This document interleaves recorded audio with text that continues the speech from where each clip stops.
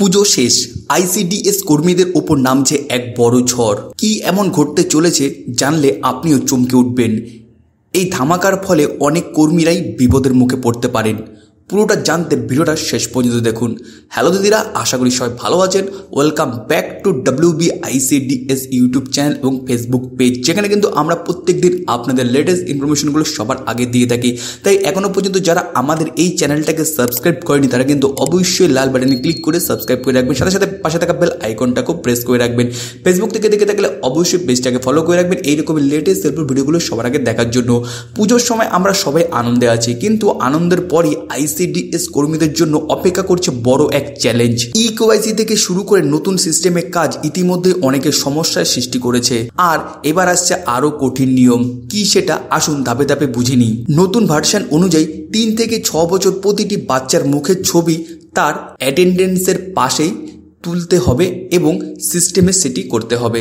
একবার এই কাজটা আইসিডিএস কর্মীরা করেছেন, কখনো বাড়ি বাড়ি গিয়ে, কখনো মায়েদের ডেকে এনে, কিন্তু এবার আবার একই জিনিস, তাও আবার সেটা অনেকটাই জটিলভাবে। সমস্যাটা হচ্ছে যেসব সেন্টারে পাকা বিল্ডিং নেই, শুধু গাছতলায় বা বারান্দায় চলে, সেখানে এই নিয়ম মেনে চলা খুবই কঠিন হবে।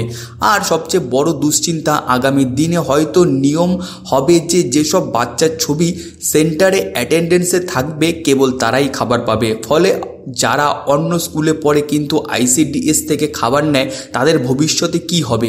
তারা কি ভবিষ্যতে আর খাবার পাবে নাকি পাবে না?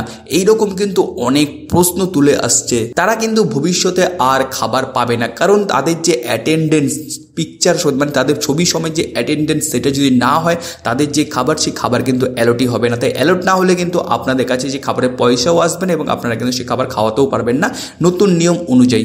ভাবুন একবার, যদি কোনো কারণে কোনো বাচ্চার ছবি তোলা না যায়, সেই বাচ্চার খাবারই পাবেন না, আর তখন সরকার দেখাবে খাবার কম লাগছে, খরচ কম হচ্ছে। তার মানে দোষটা পড়বে কার ওপর?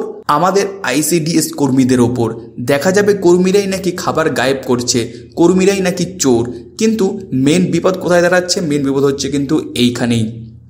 আর এবার অনেকেই প্রশ্ন করবেন, তাহলে যেই সমস্ত অভিভাবকরা প্রশ্ন করবেন, এখন দেখবেন অনেকেই আপনাদের কাছে এসে, তাহলে এতদিন আপনাদের কি করে চলতো? এতদিন তো সে একই নিয়ম ছিল, কিন্তু তারা তো আর জানে না যে ইকেওয়াইসি পর এখন কিন্তু তাদের যে অ্যাটেন্ডেন্সে, সে সেন্টারে গিয়েই যে অ্যাটেন্ডেন্সের পরে যে ছবি, সেই ছবি তুলতে হবে।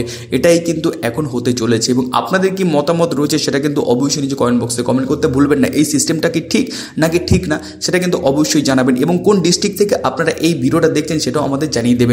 এটা কি সত্যি হতেই চলেছে?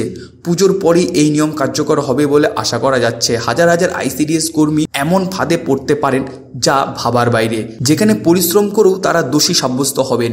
কারণ অনেক বাচ্চাই রয়েছে, তারা তাদের ছবি তুলতে আপনাকে দেবে না, বা তারা দুষ্টুমি করবে, তাই ছবি তুলতে পারবেন না আপনি। আর ছবি না তুললে কিন্তু পরবর্তী মাসে কিন্তু আপনারা কিন্তু সেই টাকাটা বা যে খাবারের জন্য যে অ্যালটমেন্ট, সেটা কিন্তু আপনারা পাবেন না। তাই এটা কিন্তু একটু ভাবার বিষয়। আপনারা কি ভাবছেন? কতটা কি হবে কি না হবে সেটা অবশ্যই আমাদেরকে কমেন্ট বক্সে জানান। তাই বন্ধুরা, আজকের প্রশ্ন আপনাদের কাছে, এই নতুন ছবির নিয়মে আইসিডিএস কর্মীদের কি সত্যি বিপদ আসছে, নাকি এর পেছনে আছে আরও বড় কোনো খেলা?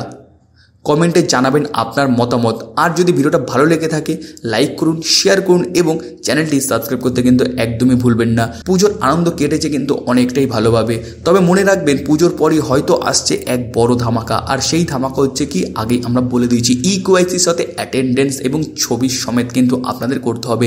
না হলে কিন্তু সেই সমস্ত বাচ্চাদের যে খাবার, সেই খাবারটাই আপনারা পাবেন না। আপনাদের মতামত জানাতে ভুলবেন না একদমই কমেন্ট বক্সে। আর এইরকম ভিডিও সবার আগে দেখার জন্য আমাদের এই চ্যানেলটাকে সাবস্ক্রাইব করে রাখবেন। ওকে, খুব ভালো থাকবেন, সুস্থ থাকবেন। দেখা হচ্ছে নতুন আরও একটি ভিডিও। থ্যাংক ইউ অ্যান্ড জয় হিন্দ।